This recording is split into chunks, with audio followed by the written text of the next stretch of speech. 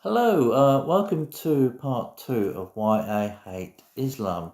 Now, let's get one thing clear from the outset. I'm not talking about hating Muslims, I'm talking about hating the ideology that Muslims are following and generally just do not understand.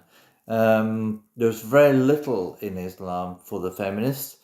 It's an ideology written for men, by men, and is really male dominated.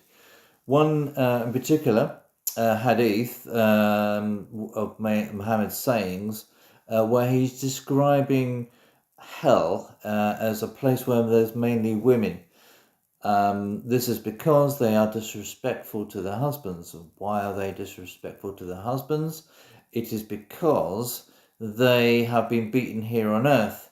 So it's common sense, really, isn't it?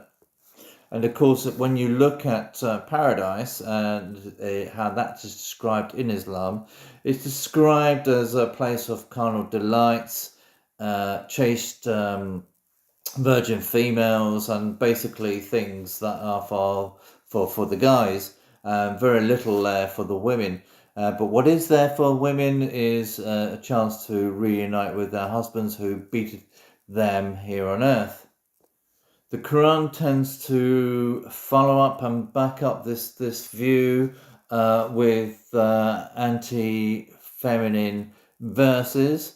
So, for example, women are encouraged to obey their husbands, so that righteous women are devoutly obedient.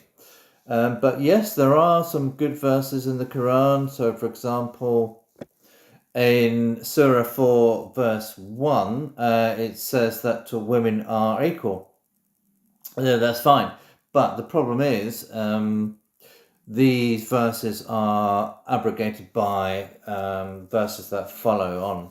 So, for example, in two verses down from that, we have polygamy being allowed. There is a description of treating wives fairly, except what the right hand possesses. So women are seen as possessions rather than as loving wives. And as you read the Quran, you get other verses that will contradict what was said before about treating women fairly, when it says you are actually unable to treat your wives fairly. So there we go then. And it also talks about, men excelling women, and where corporal punishment is allowed, even if you think that your wife has been disobedient.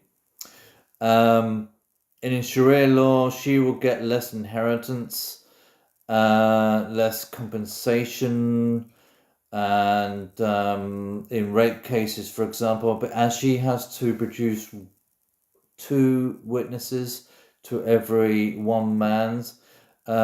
She is really found in mainly if all cases, she's found guilty of rape and she's the one that gets punished. So, also in the Quran, we have verses that tell how women should speak and how they should behave as well.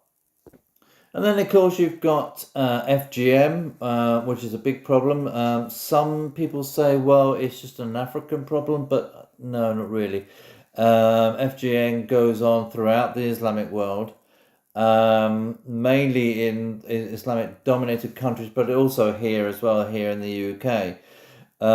If you ask an imam, they will tell you, yes, it is allowable and encouraged within Islam to mutilate the female genitalia. In the UK, there are 130,000 cases to date, but as of yet, only one successful prosecution. Now, I guess that's all down to political correctness. I don't know. What do you think? Well, that's it all for me. Join me in part 3. Thank you very much.